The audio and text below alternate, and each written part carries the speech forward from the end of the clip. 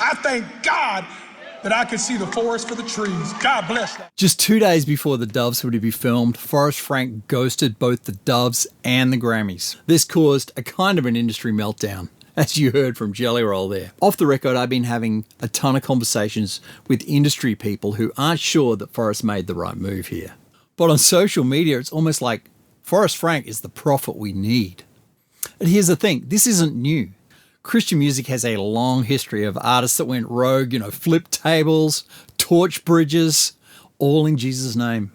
Today I'm counting down the top 5 Christian artists who detonated the industry, not with scandals, but with convictions so hot they just split the industry. The 2 main issues that are at odds with the Christian music industry and faith are money and fame. Jesus himself said you cannot serve 2 masters. Listen to how Sean Groves, a former Christian music artist, describes his personal experience of the industry. I am a 7-time Dove Award loser. I didn't say I was good at it, but it's what I did. I had a taste of fame and minor fortune, and can I just tell you, that just makes you want more. Just created a thirst and an appetite that I had to have more. Always more. More. In Christian music, you're expected to perform like a rock star, preach like a preacher, to market like you're a brand, and constantly make and sell music to support the entire team that's behind you. It's no wonder those radicals snapped. You remember the prophet Hosea? God told him to marry a prostitute. Seriously. And that is the level of God told me that these artists are telling us they have heard. Not all radicals are right. Revelation 3:15, I wish you were hot or cold, not lukewarm. These 5, they're burning hot. Full disclosure, I'm a fan of every one of these artists. Their courage is legendary. Their impact was eternal. Do I agree with all their stands? Maybe not. Here's some interesting facts about my top 5. 4 of them have died. 2 of them died too young. 4 of them started their careers in the mainstream, and 2 of them were actually very successful before they crossed over into Christian music. Here's a comment I got on Insta about one of the guys that died too young. Sadly, he had some conscience issues that moderately wise elders should have been able to help him with. I feel like these guys who were hot, at least they made a stand, even if they weren't necessarily 100% correct in the choices they made. The personal convictions these 5 guys expressed and acted upon sometimes felt like judgment on the Christian music industry, even if it wasn't intended, although sometimes it was totally intended. They caused a lot of consternation and disruption because these guys were the top of the Christian music industry in their eras. My number 5, of course, is who I've already mentioned, Forrest Frank. So Forrest's first success in the music business was mainstream. He had a band called Surfaces, and their number 1 hit was called Sunday Best. It's got over 1 billion streams. Go check it out. It's actually really great. Here's Forrest on the Bless God podcast with Ruslan explaining his journey from Surfaces to being Forrest Frank, the Christian music artist. Basically, I've achieved every single thing I've ever wanted to achieve in music. That happened with Surfaces. In the midst of those heights, I just felt this call from God to take a step back. Kind of retired in a way. An offer for a show would come through. I think it's a yes. I pray about it. It's a no. We had $1 million offer, and that was the line in the sand. I'm trying to think of like a holy way to say this, but like kind of like a middle finger to anything that isn't of God. I'm your soldier. I'm going to do whatever you want me to. I take a step back, and then in the quiet, God starts to give me a worship song, which was No Longer Bound. And I've always had a heart for worship, but I'm going to brand my worship. I'm going to release my worship through DistroKid and like receive money. I didn't like that. And so I just took a non-approach. I'm just not going to do it because I don't want to bastardize a holy thing. But then later, once I had these worship songs, this No Longer Bound, I felt like God was telling me to put it out. So I put that out through DistroKid independently, start this new artist project, and it goes crazy, right? Then the floodgates opened, and he just started using me to make all these songs. Then I put out 80 songs or something in the span of a year. I'm on one giant side mission that I never thought I was going to go on. all of this is just this crazy bonus mission that I'm on. I have no interest in touring, but then I feel like God's telling me to tour. And I'm like, okay, go. Like, I'm your soldier, God. I'm going to do what you want me to do. So after putting out so much music and ending up having 2 songs in the top 100 at the same time, hundreds of millions of streams, award season comes around and he puts out a video 2 days before the Dubs saying, hey, I'm not going to participate in the Dubs or the Grammys. I'm not doing award shows. Now, that radical stand was pretty difficult for a lot of the people who really believe in the Dub Awards to accept. And so you had people in the industry who were really upset by it and people in the mainstream who felt like this guy is a saint. No matter what you think, you cannot say this guy was lukewarm. My biggest complaint about Forrest Frank is that moustache. All the guys are doing it, even my pastor. He's Darren Whitehead. My number 4 is a guy you may not have heard of, but was huge back in the 80s and the 90s. This guy's name is Carman. And what did Carman do that was so radical? Didn't sell tickets to his shows. That's right, he just let people in for free. He sold over 10 million records, has 15 gold and platinum CDs and videos. He changed Christian music. He really did. He did this thing which was shocking. It shocked the whole industry. He said, I'm going to do concerts and I'm not going to charge for them. His first stadium concert, nobody ever dared doing a concert at a stadium, was in Dallas Cowboys Stadium. He didn't believe the gospel should be sold. So in Texas, in 1994, he had 71,000 people, all free. In South Africa, he got 50,000 people. He saw Christian music as propaganda peddlers. Music's a ministry, not a moneymaker. He would preach that mid-show. The labels didn't like it. He's tanking ticket sales. Other artists felt like they were being judged for charging for tickets. Critics sneered at the guy, that he was just a grifter in a suit. The LA Times in 1996 called him Billy Graham with a mic and a mullet. The result? He's led over 1 million people to Christ, and he's coming here, live in concert. He's Carman. General admission tickets are free for this show. You may not love Carman, but I'll tell you what, he did things in a radical way. It's not the way that industry people liked. On a side note, I actually mixed a record for Carman. Got to speak with him for an hour or 2 on the phone. I really enjoyed Carman. Now, he wasn't necessarily my cup of tea or the music I would put on, but the guy was legit. He was kind of like a Christian music Elvis. My number 3 is Larry Norman. If you've been around Christian music at all, you know of Larry Norman. That guy was a dead set radical. Larry didn't just make Christian rock. He weaponized it against the church and the industry that tried to tame him. This is a quote from Larry Norman. Most Christian music is not art, it's merely propaganda, which is why Christian records sell only to Christians. He said the industry wasn't making music to reach sinners. It was making safe, sanitized jingles for the already saved, sold by religious rockers exploiting faith for profit. Yow!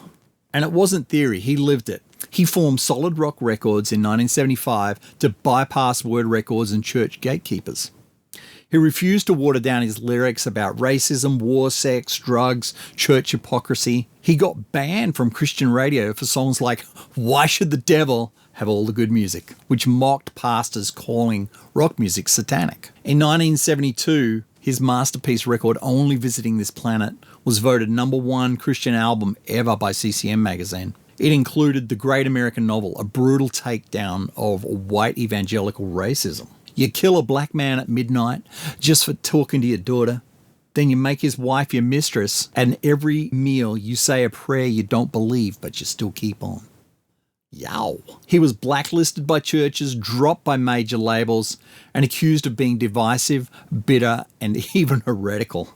Larry Norman didn't care. He said, I don't make music for Christians. I make it for people who don't know Jesus yet. Larry's life was not easy. He was broke most of the time. He toured in pain after a 1978 plane crash. He died in 2008 with his whole catalogue in legal limbo. Without Larry Norman, there's probably no DC Talk, no Switchfoot, no Skillet, no Forrest Frank. He was a pioneer. He was a prophet with a guitar, and the industry, in many ways, still hasn't forgiven him. I actually promoted one of his concerts. I saw Larry play live in the 80s, and then I played in a band with him in the 90s. The guy was struggling. He was in a lot of pain. Here's a photo of me on stage with him. My number 2 radical, Rich Mullins. Rich wrote one of the biggest worship songs of the century, Awesome God, and then he walked away from every cent he made from it. Remember, Jesus said, foxes have holes, birds have nests, the Son of Man has nowhere to lay his head. And I was thinking about true Christian radicals like the Beatitudes, where it talks about the poor, the meek, the mourning. And I was thinking, who are they? Who are our Christian music Mother Teresas? Well, Rich Mullins might kind of be that guy. Once the costs were recovered, all of the profits he gave away to the poor and just took a normal man's salary. I think I want to start living on whatever the average American salary is.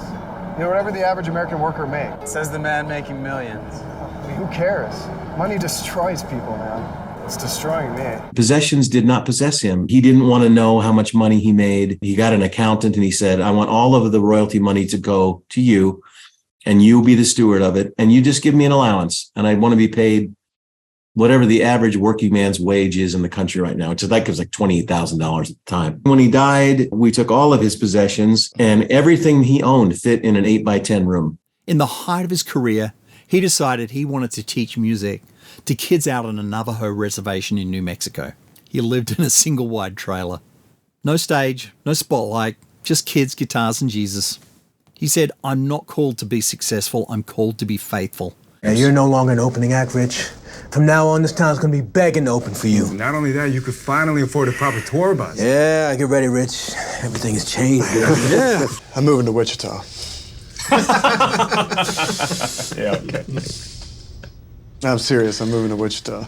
But you're finally on top. If you leave now, you risk losing everything. I don't know if I'm concerned about it either way. The industry reaction? Labels beg, come back. There's going to be big tours, merch, endorsements. Church leaders were like, you're wasting your platform. The stories of him not being let into his own concerts because people thought he was a bum. He dressed so poorly. Rich was a complicated guy. He did not live a perfect life, but he did write, Our God is an Awesome God, and he lived it. Unfortunately, Rich died too early in 1997, tragically. Would have really been interesting to see how his life would have played out with his radical stance. My number 1 most radical Christian artist of all time, definitely Keith Green. Keith had had 2 amazingly successful records. He was the most successful Christian artist of his time. Sold hundreds of thousands of units, which was massive in the time. It would be billions and billions of streams now. He said to Sparrow, his label, hey, I want out. I want to give my music away. So he had little forms in newsletters and at his concerts where people could write in and have Keith send them a record for free or for whatever donation they could afford. He apparently gave away up to 500,000 units this way. Now, that's a lot. He was passionate for Jesus. He was a piano-pounding prophet. You didn't want to mess with him. He criticized televangelists, lukewarm Christians. If you're at his concert and you started clapping during the song, he would tell you off because you were covering his lyrics that he had spent time working on to minister to you. Wait a minute now. There's a time for clapping at the end. I worked a long time on these lyrics, you know, and I can't hear them when you're clapping. I'm still a big fan of Keith Green. I don't know if everything he did was necessarily right, but he was passionate. And that Insta post I put before, that was written about Keith. I wonder what would have happened if he was still with us and had aged and gotten wiser. I actually saw a little bit of moderation in him into his last record, Songs of the Shepherd, which is truly a beautiful record. Here's an excerpt from the documentary about Keith's life, No Compromise. You're going to hear from Melody, his wife, Randy Stonehill, Sparrow's label head, Billy Ray Hearn, his producer, Bill Maxwell, and other people that worked for him. Hear how they describe what happened with Keith. Most of his life had been spent chasing a stardom that never materialized. Now, when his desire was simply to minister God's heart through music, he was suddenly catapulted to stardom. If you didn't come here to hear Jesus speak to you, you might as well go home. Because that's the only reason I'm here, is to let him speak. He'd walk out on the stage, people start applauding, and he'd say, you should be doing that for Jesus, not for me, and chew him out. Keith's intense personality and immaturity as a believer were a volatile combination. He realized he was offending people for the wrong reasons. Lord, he wrote in his journal, change me, get rid of my radical tendencies.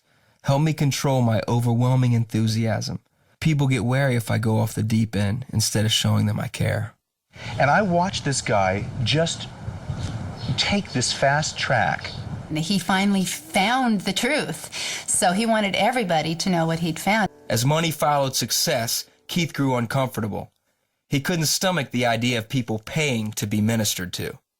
Keith was very passionate about not charging for the gospel. He had really felt that the Lord had been asking him to do something that he didn't have the nerve to do. And he did not want anybody to look at him and think that he was making money off the gospel. And Keith just kept saying, if it's ministry, you cannot charge. He challenged everybody to be in that no compromise level. One of the record companies was trying to lure him to a contract, offered him stuff. He felt like he was being taken up on a high mountaintop and being tempted by the devil. I negotiated with him for another 2 years. Keith now feared that he had compromised. He had signed a second contract with Sparrow and felt obligated to keep his word.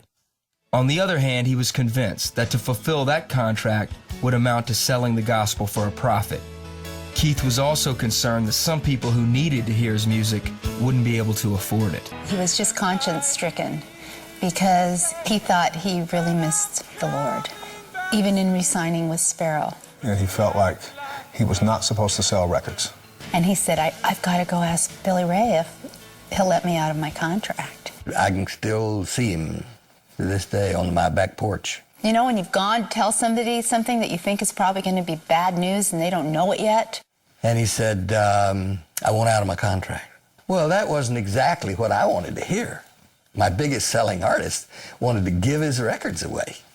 If God told him to do this, and he certainly is telling me to do this through Keith, and I had no other choice, really. People think I was a great saint for doing that, but it was what God said, and you do what God says. Keith started an organization called Last Days Ministry. He took great delight in writing newsletters. Keith felt a great weight to minister to everybody. He wrote personally to a lot of the people that wrote in. He housed many people that were single mothers, people that lived on the street, people that were coming to Jesus in various stages. He ended up buying a ranch in Texas, and he had an airstrip in Texas so that he could get to his concerts and his ministry events. Unfortunately, he died in a plane crash in 1982, along with a whole family and 2 of his kids. I would love to have heard how wisdom and age would have moderated Keith. Thanks for listening. I hope you were challenged by some of the stances these radicals took. I don't know that they were always right, but you cannot say that they were lukewarm. They were hot. They were following what they felt like Jesus was having them do, and their impact is undeniable. Hey, if you've been enjoying more Cowbell Please podcasts, I would love you to hit subscribe. Season 2 is coming out in December. I've got a few episodes up my sleeve and I'm really looking forward to putting them out. I love doing it. I've gotten most of my work done, so I've got the margin to get back on it. Until then, make sure you're filling your ear holes with good things. Over and out.